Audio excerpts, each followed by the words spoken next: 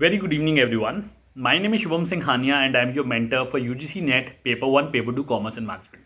तो आज मैं एक बहुत ही इंपॉर्टेंट न्यूज़ लेके आया हूँ जो आपको बहुत ध्यान से सुननी है, और उस न्यूज़ के बाद मैं आपको सॉल्यूशन भी देने वाला हूँ कि आपको किस तरीके से प्रिपेयर करना है। तो प्लीज़ इस वीडियो को एंड तक ज़रूर देखिएगा। तो सबसे पहले जो मैं आपको न्यूज़ देने वाला हूँ कि दो बड़ी यूनिवर्सिटी, दो बड़े institutes, that is IIT Delhi as well as IIT Bombay, दोनों इंस्टीट्यूट के PhD के फॉर्म्स निकल चुके हैं। डिटेल्ड एप्लीकेशन लिंक और ब्रोशर आपको दोनों ही इंस्टीट्यूट्स की वेबसाइट पे मिल जाएगा। कोइंसिडेंटली दोनों ही इंस्टीट्यूट्स की जो लास्ट डेट है दैट इज 11 अप्रैल 2022। तो ये दोनों की लास्ट डेट है।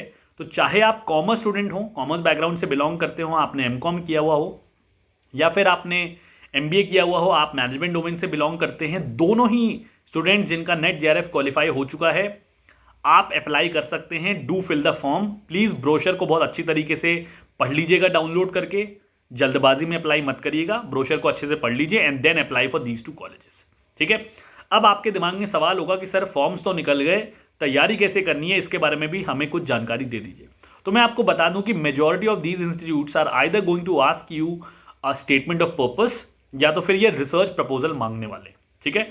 अगर मैं इन इंस्टीट्यूट्स के बारे में बात करूं, इन दोनों इंस्टीट्यूट्स के बारे में स्पेसिफिकली भी बात करूं, तो बहुत ज्यादा डिटेल्ड रिसर्च प्रपोजल ये नहीं मांगते हैं, मेजरली स्टेटमेंट ऑफ पर्पस ही मांगते हैं। तो मैं आपको यहां पे 5 इंपॉर्टेंट चीजें बताने वाला हूं जो आपको फॉलो करनी है in order to prepare a robust statement of purpose और रिसर्च प्रपोजल। तो प्लीज इसको बहुत ध्यान से सुनिएगा।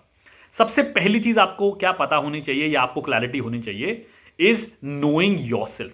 आपको खुद के बारे में जानकारी होनी चाहिए। अब आप ये सोच रहे होंगे सर ये आप क्या बात बता रहे हैं, हम तो अपने आप को इतने सालों से जानते ही हैं।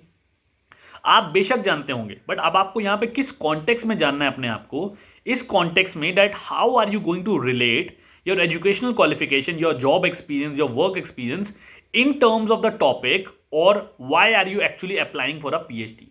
बिकॉज जो फर्स्ट क्वेश्चन पूछा जाता है जनरली इंस्टीट्यूट्स के अंदर, वो ये पूछा जाता है that why do you want to do a PhD। तो जब तक आप खुद से ये सवाल नहीं पूछेंगे, जब तक आपको खुद को क्लैरिटी नहीं होगी कि क्या आप सिर्फ एक डिग्री लेने के लिए PhD करना चाहते हैं या सच में आपका कोई जस्टिफिकेशन है या आपको क्यूरियोसिटी है या आप कुछ रिसर्च में वैल्यूएबल कंट्रीब्यूशन करना चाहते हैं, you will not be confident enough to answer that question in front of the panelist. तो पहला सवाल आपको खुद से पूछना है, पहले सवाल की तैयारी करनी है, that know yourself and why do you want to do PhD।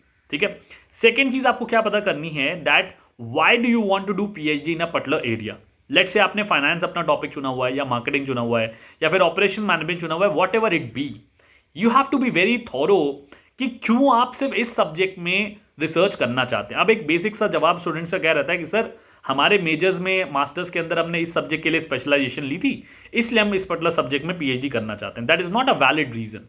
ठीक है। क्योंकि आपने इतने सारे सब्जेक्ट पढ़े थे और ऐसा कोई भी जस्टिफिकेशन नहीं है कि जिस सब्जेक्ट में आपने स्पेशलाइजेशन करी थी उसी सब्जेक्ट में PhD करने की जरूरत है। तो आपको एक वेल थॉट आंसर देना होगा कि आप फाइनेंस में क्यों करना चाहते हैं। You can probably answer that you are passionate about finance, you are passionate about any other subject, या फिर आपको बहुत कोर इंटरेस्ट है in terms of finance, and then if you say that get ready to tackle those question. तो इसका मतलब है कि सेकंड इंपॉर्टेंट एस्पेक्ट हमें क्या तैयार करना है, that why that particular subject, and you have to be well prepared with that core understanding of that particular subject. ठीक है।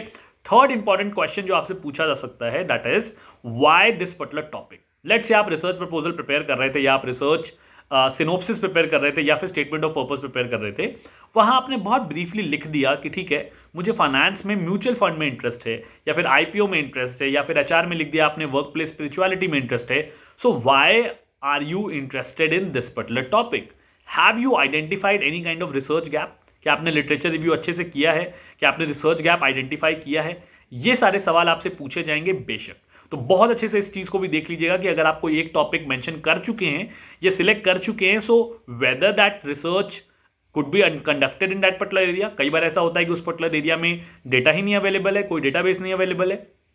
So all of these things will have to be taken care of. Next important सवाल क्या हो सकता है कि क्या आपने अभी तक कुछ भी रिसर्च पेपर वगैरह लिखे हैं, और do you have any research experience और बैकग्राउंड और नॉट। देखिए 90% स्टूडेंट के साथ क्या होता है कि the moment they complete their master's they want to jump into PhD। MPhil तो अब स्क्रैप कर दी गई है as per new education policy, तो वो PhD में घुसना चाहते हैं।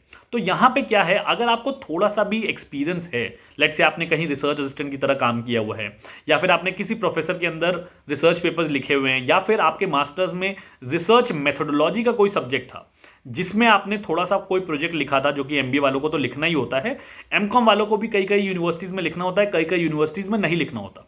सो bring in that on to the table, उस चीज का इस्तेमाल करिए, जो भी आपने वहां पढ़ा था उसको एक बार रिविजिट करिए, रिवाइज कर लीजिए। और ये मैं क्यों कह रहा हूं, बिकॉज अगर आप सामने वाले पैनलिस्ट को कुछ देंगे ही नहीं पूछने के लिए, so what are they going to ask, तो हमेशा ये बेटर आइडिया रहता है, एक स्मार्ट मूव रहता है कि आप अपनी स्ट्रेंथ्स पे प्ले करिए। तो अगर आपने कोई भी रिसर्च प्रोजेक्ट किया था, कोई भी रिसर्च पेपर लिखा था, रिसर्च असिस्टेंट के लिए काम किया था, या फिर अपने मास्टर्स में कोई प्रोजेक्ट किया था, उसको टेबल पे ले आइए, कोशिश करिए कि उसको आप रिविजिट कर लें, ताकि अगर आपसे पूछा जाए तो व्हाट आर योर एरियाज, अगर आपसे जनरिक सवाल पूछ लिया जाए तो आप ये भी बता पाएं कि आपको थोड़ा स्टैटिस्टिक्स या फिर रिसर्च का एक्सपीरियंस है। और लास्ट इंपॉर्टेंट सवाल है जिसका जवाब आपको स्टेटमेंट ऑफ पर्पस में देना पड़ता है, that is why this particular institute. अब एक जनरिक आंसर नहीं होना चाहिए कि लेट से आप आईआईटी में अप्लाई कर रहे हैं तो sir IIT is a very good institute, इसकी ग्लोबल रैंकिंग है इसलिए हम यहां पे आना चाहते हैं। आपका एक वेल थॉट आंसर होना चाहिए कि किस तरीके से आईआईटी दिल्ली या फिर आईआईटी बॉम्बे का रिसर्च इन्वायरमेंट जो है, जो इंफ्रास्ट्रक्चर जो है, जो वहां की फैकल्टीज हैं, वो किस तरीके से कॉन्ट्रीब्यूशन करने वाली है। इसके लिए आपको थोड़ा एफर्ट जरूर मानना पड़ेगा, but it is not going to take a lot of time. आपको क्या करना है, इनकी वेबसाइट पे जाना है, वेबसाइट पे जाके उसके अंदर एक टैब होता है जहां पे गिवन होता है what are the current ongoing projects.